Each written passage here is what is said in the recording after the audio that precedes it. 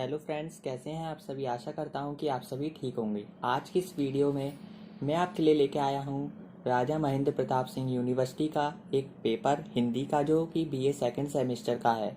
उसके आंसर को मैं बताऊंगा, तो चलिए देरी ना करते हुए वीडियो को स्टार्ट करते हैं। पहला क्वेश्चन हम देखते हैं कि सूर्योदय का संधि विच्छेद क्या होगा। सूर्योदय, सूर्य प्लस उदय, सूर्य उदय, सूर्य प्लस उदय। तो इसका राइट आंसर होगा ऑप्शन नंबर बी, सूर्य प्लस उदय, क्योंकि इसमें दीर्घ संधि है। अगला हम देखते हैं सेकंड, चतुर्भुज में कौन सा समास है। चतुर्भुज, इसमें वैसे तो बहुब्रीहि समास है, लेकिन हमारा बहुब्रीहि समास इसमें ऑप्शन में नहीं है, तो हम इसको द्विगु समास भी मान सकते हैं इसीलिए। अगला क्वेश्चन हम देखते हैं तीसरा, निम्नलिखित में नी उपसर्ग से बनने वाला शब्द है। जैसे कि निर्वय है, निर से बना है ये। निरपराध, निर से बना है ये भी। निदर्शन, ये है जो कि नी से बना है, इसीलिए ऑप्शन नंबर 3 ठीक हो जाएगा हमारा। चौथा क्वेश्चन हम देखते हैं, सजावट शब्द में कौन सा प्रत्यय है। जैसा कि इसमें प्रत्यय आपको पता ही होगा, पीछे जो आता हो, सज आवट, आवट, आवट की आवाज आई है, तो ऑप्शन नंबर ए ठीक होगा इसका आंसर। अगला क्वेश्चन हम देखते हैं, निम्नलिखित में कौन सा शब्द सूर्य का पर्यायवाची नहीं है। ऑप्शन नंबर ए है मात्रांड, दूसरा है सविता, तीसरा है भास्कर और चौथा है कंचन। तो ऊपर के जो 3 हैं ये हमारे सूर्य के ही पर्यायवाची हैं, लेकिन जो कंचन है ये हमारा सोने का पर्यायवाची है, इसीलिए इसका आंसर ये नहीं है। तो हमको ऑप्शन नंबर डी ठीक है इसका। छठा क्वेश्चन हम देखते हैं कि निम्नलिखित में से मिश्र वाक्य कौन सा है। मैंने आपको जो 3-4 दिन पहले एक वीडियो अपलोड की थी, उसमें मैंने बताया था कि हम मिश्र वाक्य को किस प्रकार पहचान सकते हैं। तो मिश्र वाक्य को हम पहचान कैसे सकते हैं, जिस भी वाक्य में जा या फिर का ये दोनों शब्द आ जाएं, जैसे जो, त्यों, की, ऐसे शब्द आ जाते हैं, तो उसमें मिश्र वाक्य होता है। तो इसमें जो लिख रहा है, तो इसीलिए हमारा मिश्र वाक्य है। अगला हम क्वेश्चन देखते हैं, मिनिस्ट्री शब्द का हिंदी पर्याय क्या है। तो इसका राइट आंसर होगा ऑप्शन नंबर ए, मंत्रालय। अगला हम देखते हैं 8वां नंबर, महान्यायवादी का अंग्रेजी पर्याय है। तो इसका राइट आंसर होगा option number D, attorney general. Number 9 हम देखते हैं, एक्ट शब्द से क्या तात्पर्य है। तो इसका राइट आंसर होगा अधिनियम। अगला क्वेश्चन हम देखते हैं कि जो शपथ पत्र होता है उसको हम अंग्रेजी में उसका पर्याय क्या है। तो इसका राइट आंसर होगा एफिडेविट। क्वेश्चन 11 देखें, निम्नलिखित में किस पत्र की भाषा का अनौपचारिक होती है। कौन सी भाषा अनौपचारिक होती है। मैंने आपको बताया था कि पत्र 2 प्रकार के होते हैं, एक औपचारिक, एक अनौपचारिक। औपचारिक में जो सरकारी कामकाज होते हैं वो हैं, और अनौपचारिक में अर्ध सरकारी जो पत्र होते हैं। तो इसका राइट आंसर होगा अर्ध सरकारी पत्र। अगला क्वेश्चन हम देखते हैं 12, पूर्व में प्रेषित पत्र के संदर्भ में, यानी कि जो हम पहले भेज चुके हैं उसके संदर्भ में अति शीघ्र जल्दी से कार्यवाही हेतु स्मरण दिलाने के लिए, यानी कि याद दिलाने के लिए हम फिर से भेजा गया पत्र क्या कहलाता है। तो इसका राइट आंसर होगा अनुस्मारक। नेक्स्ट क्वेश्चन हम देखते हैं, क्वेश्चन नंबर 13, निम्नलिखित में से किस पत्र प्रारूप का सरकारी गजट में प्रकाशित होना अनिवार्य होता है। तो इसका राइट आंसर होगा अधिसूचना में। अगला क्वेश्चन हम देखते हैं, जिस पत्र के द्वारा समान सूचना एक साथ कई कार्यालयों को प्रेषित की जाती है, यानी कि एक ही चीज है वो सभी कार्यालयों में, एक ही चीज को सभी कार्यालयों में पहुंचाना क्या कहलाता है। तो इसका राइट आंसर होगा परिपत्र, ऑप्शन नंबर डी। अगला क्वेश्चन हम देखते हैं, किस पत्र में प्रिय संबोधन प्रयुक्त होता है। प्रिय यानी कि जो मैंने आपको बताया था कि पत्र 2 होते हैं, एक सरकारी और एक अर्ध सरकारी। सरकारी में हम महोदय का यूज करते हैं और अर्ध सरकारी में प्रिय का यूज करते हैं। तो इसमें राइट आंसर होगा ऑप्शन नंबर बी, अर्ध सरकारी पत्र। अगला क्वेश्चन हम देखते हैं, निम्नलिखित में संक्षेपण की क्या विशेषता नहीं है। संक्षिप्तता संक्षेपण की विशेषता है, स्पष्टता संक्षेपण की विशेषता है, और विस्तारीकरण, विस्तारीकरण संक्षेपण की विशेषता नहीं है। तो इसका राइट आंसर होगा ऑप्शन नंबर सी, विस्तारीकरण। क्रमबद्धता भी है। अगला हम देखते हैं, पल्लवन का सामान्य अर्थ क्या है। पल्लवन, विस्तार करना, संक्षिप्त करना, सारांश, उपयुक्त में से कोई नहीं। तो इसका राइट आंसर होगा विस्तार करना। अगला क्वेश्चन हम देखते हैं कि जो टिप्पणी होती है उसकी क्या विशेषता होती है। यथासंभव संक्षिप्तता, विषयानुकूलता, तटस्थता और उपयुक्त सभी। तो जो टिप्पणी है उनकी तीनों ही विशेषताएं होती हैं, लेकिन तो इसका राइट आंसर होगा ऑप्शन नंबर डी, उपयुक्त सभी। अगला क्वेश्चन हम देखते हैं, टिप्पण के लिए प्रयुक्त होने वाला अंग्रेजी शब्द कौन सा है। नोट है, नथिंग है या उपयुक्त दोनों है? तो इसका राइट आंसर होगा उपयुक्त ऑप्शन नंबर सी, उपयुक्त दोनों। अगला क्वेश्चन हम देखते हैं, निम्नलिखित में से प्रारूपण के लिए प्रयुक्त शब्द नहीं है। तो आलेखन है, मसौदा भी है और ड्राफ्टिंग भी है। यानी कि जो प्रारूपण होता है उसको हम आलेखन भी कहते हैं, मसौदा भी कहते हैं और ड्राफ्टिंग भी कहते हैं। तो इसका राइट आंसर होगा संक्षेपण। संक्षेपण इसको नहीं कहते हैं, प्रारूपण को।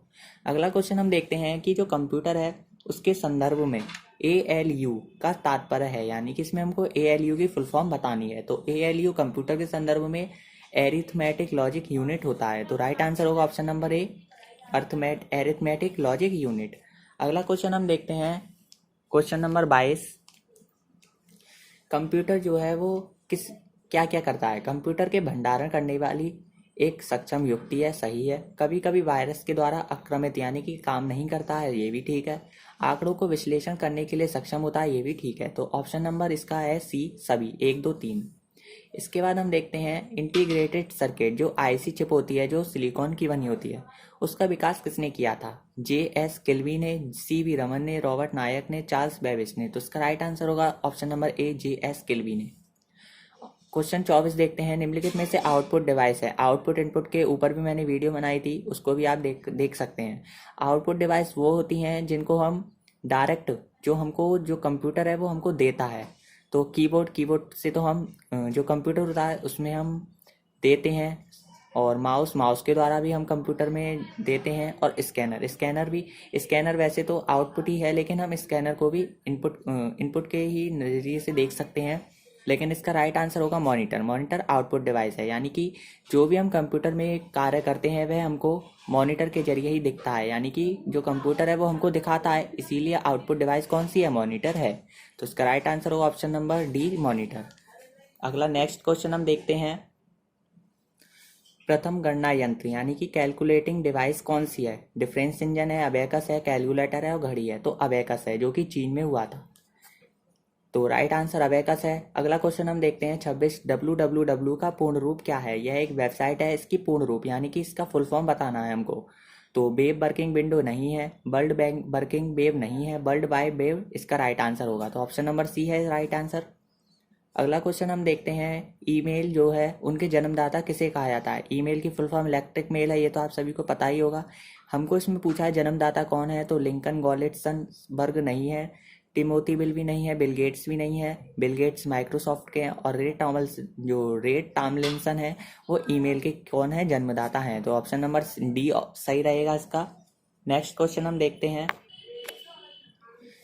COM यानी कि डोमेन का संबंध किससे है? व्यापारिक संस्था से है, कला से है, सूचना से है, व्यक्तिगत से है? तो इसका राइट आंसर होगा व्यापारिक संस्था से है, ऑप्शन नंबर ए।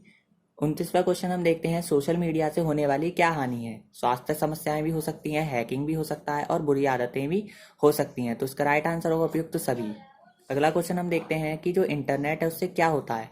किसी बिजनेस के लिए आंतरिक संप्रेषण प्रणाली है? नहीं। भारत सरकार के लिए संप्रेषण प्रणाली है? ये भी नहीं है। नेटवर्कों का बड़ा नेटवर्क है इंटरनेट? तो राइट आंसर होगा ऑप्शन नंबर सी, 30 का, नेटवर्कों का बड़ा नेटवर्क। नेक्स्ट क्वेश्चन हम देखते हैं, क्वेश्चन 31 देखते हैं, ई पुस्तक से होने वाला क्या लाभ है? यानी कि बेनिफिट क्या है ई पुस्तक से? ऑप्शन नंबर ए है किसी भी जगह से एवं किसी भी समय अधिगम्य है, दृश्य एवं श्रव्य विषय वस्तु तक पहुंच भी सकते हैं, ई पुस्तकें क्षति, खोने तथा सुरक्षा संबंधी समस्याओं से मुक्त भी हो सकते हैं। तो ऑप्शन नंबर डी इसका सही ऑप्शन है, उपयुक्त सभी। अगला क्वेश्चन हम देखते हैं, सोशल नेटवर्किंग साइट कौन सी नहीं है? फेसबुक तो है, गूगल नहीं है, ट्विटर नहीं है, ट्विटर है और व्हाट्सएप भी है। तो इसका राइट आंसर होगा ऑप्शन नंबर बी, गूगल। अगला क्वेश्चन हम देखते हैं, ब्लॉग जो है, जो एक वेबसाइट है, उस शब्द को किन 2 शब्दों से मिलकर बना है? वेब प्लस लॉग, ए और बी दोनों, या फिर उपयुक्त में से कोई नहीं? तो इसका राइट आंसर होगा सी, ए और बी दोनों, वेबलॉग और वेबलॉग दोनों ही है। अगला क्वेश्चन हम देखते हैं, जो फेसबुक है उसके संस्थापक कौन है? एंडरसन है, रे टॉमलिंसन है, मार्क जुकरबर्ग है और जूलियन असांजे है। तो option number C, Mark Zucker इसका राइट आंसर होगा। अगला क्वेश्चन हम देखते हैं, आवासीय कक्षा शिक्षण ऑनलाइन क्लासेस प्रणाली के क्या लाभ हो सकते हैं? इसमें समय और धन, शक्ति की भी बचत होती है, तीनों ही है। इसका उपयोग विद्यार्थी ही करते हैं, कहाँ से? कहीं से भी तथा किसी भी समय कर सकते हैं, ये भी ठीक है। विद्यार्थियों को अनुभवी अध्यापकों का मार्गदर्शन सहज ही प्राप्त हो सकता है, ये भी ठीक है, उपयुक्त सभी। तो इसका राइट आंसर क्या होगा? उपयुक्त सभी। निम्नलिखित में से हिंदी भाषा का कौन सा फॉन्ट है तो इसका राइट आंसर होगा मंगल फॉन्ट, यूनिकोड फॉन्ट या दोनों। तो दोनों ही ऑप्शन नंबर सी इसका राइट आंसर होगा। अगला क्वेश्चन हम देखते हैं, शॉर्ट हैंड शब्द से क्या आशय है? आशुलिपि, त्वरा लेखन, शीघ्र लेखन या उपयुक्त सभी। शॉर्ट हैंड का ही मतलब होता है कि जल्द से जल्द जो भी कार्य हो उसकी समाप्ति हो, तो इसका राइट आंसर होगा उपयुक्त सभी।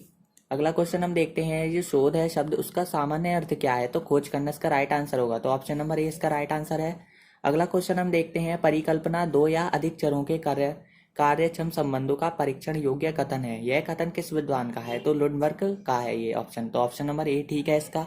नेक्स्ट क्वेश्चन हम देखते हैं, किस वेबसाइट पर शोध प्रबंध यानी कि जो हम खोज करते हैं उसकी उपलब्ध होते हैं? कौन सी इसमें से वेबसाइट है? शोध दर्शन, ज्ञान दर्शन, शोध गंगा, शोध पाठशाला। तो इसका राइट आंसर होगा ऑप्शन नंबर सी, शोध गंगा। अगला क्वेश्चन हम देखते हैं, कुलपति के लिए अंग्रेजी शब्द क्या है? चांसलर, रजिस्ट्रार, वाइस चांसलर, कोई नहीं। तो इसका राइट आंसर होगा चांसलर। कोऑर्डिनेटर को हिंदी में हम क्या कह सकते हैं? संचालक, दिग्दर्शक, निर्देशक या फिर समन्वयक। तो इसका राइट आंसर होगा समन्वयक। अगला क्वेश्चन हम देखते हैं, भूगर्भवेत्ता किस अंग्रेजी शब्द का पर्यायवाची है? जूलोलिस्ट, अर्थोलॉजिस्ट, जियोलॉजिस्ट और इनमें से कोई नहीं। तो इसका राइट आंसर होगा जियोलॉजिस्ट, जिसमें भूगर्भ के बारे में जानकारी प्रदान होती है। अर्थोलॉजिस्ट में जो पुरातत्ववेत्ता हैं उन लोगों की जानकारी इसमें मिलती है, और जूलॉजिस्ट में जो जानवर वगैरह उसके लिए। एफिडेविट का हिंदी पर्यायवाची क्या है? एफिडेविट को समय नहीं कहते, तदर्थ नहीं कहते और शपथ पत्र कहते हैं। तो इसका राइट आंसर होगा ऑप्शन नंबर सी, शपथ पत्र। अगला क्वेश्चन हम देखते हैं कि जो किसी पत्र का मसौदा तैयार करना क्या कहलाता है? टिप्पण कहलाता है, संक्षेपण कहलाता है, प्रारूपण कहलाता है, या इनमें से कोई नहीं। तो इसका right answer option number C, प्रारूपण। नेक्स्ट क्वेश्चन हम देखते हैं, इनमें से कौन सी टिप्पणी का गुण नहीं है? आक्षेप रहित, पूर्वाग्रह से मुक्त, विस्तृत, तर्कसंगत। तो विस्तृत, यानी कि जो हमारी टिप्पणी होनी चाहिए वो विस्तृत नहीं होनी चाहिए। जमानत राशि का विवरण किसमें आवश्यक होता है? अधिसूचना में, संकल्प में, निविदा सूचन में और परिपत्र में। तो इसका राइट आंसर होगा ऑप्शन नंबर ए, अधिसूचना। नेक्स्ट क्वेश्चन हम देखते हैं, अनुस्मारक पत्र कब लिखा जाता है? कृत कार्यवाही हेतु, स्मरण दिलाने हेतु, बिना किसी कारण के, कोई नहीं। तो स्मरण दिलाने हेतु अनुस्मारक पत्र का प्रयोग किया जाता है। राइट आंसर होगा ऑप्शन नंबर बी। अगला क्वेश्चन हम देखते हैं, सरकारी कामकाज के लिए एक अधिकारी के द्वारा दूसरे अधिकारी को लिखे गए पत्र जो व्यक्तिगत स्तर पर भेजे जाते हैं, यानी कि पर्सनल जो भेजे जाते हैं, उनको क्या कहते हैं? अर्ध सरकारी पत्र। नेक्स्ट हम देखते हैं, सरकारी विज्ञप्तियां, अध्यादेश, अधिनियम आदि को सूचित करने वाला पत्र क्या कहलाता है? तो अधिसूचना। ऑप्शन नंबर बी ठीक है। इनमें से कौन सा जो पत्र है वो अनौपचारिक पत्र होता है, यानी कि जो वो सरकारी नहीं होता, अर्ध सरकारी होता है। तो अर्ध सरकारी है तो अर्ध शासकीय पत्र को कहते हैं। अगला क्वेश्चन हम देखते हैं, जब एक ही पत्र संबंध कार्यालयों को एक साथ भेजा जाता है तो उसको क्या कहते हैं? परिपत्र कहते हैं। मूल अवतरण का केंद्रीय भाग पता चलता है, पल्लवन से पता चलता है। एजेंडा का हिंदी पर्यायवाची है, यानी कि एजेंडा को हम हिंदी में क्या कहते हैं? कार्यसूची कहते हैं। राजपत्र का अंग्रेजी पर्यायवाची है गजट। अभिकर्ता के लिए अंग्रेजी शब्द क्या है? आर्टिकल, एकेडमिक, ए फर्म, एजेंट। तो इसका राइट आंसर होगा ऑप्शन नंबर डी, एजेंट। आबकारी शब्द का अंग्रेजी पर्यायवाची बताइए। तो इसका आंसर है एक्साइज। नेक्स्ट क्वेश्चन हम देखते हैं, निम्न जो शब्द हैं उनके हिंदी पर्यायवाची बताना है, यानी कि एडवोकेट जनरल को हिंदी में क्या कहते हैं? अधिवक्ता कहते हैं, महाधिवक्ता कहते हैं, न्यायाधीश कहते हैं। तो इसका राइट आंसर होगा ऑप्शन नंबर बी, महाधिवक्ता।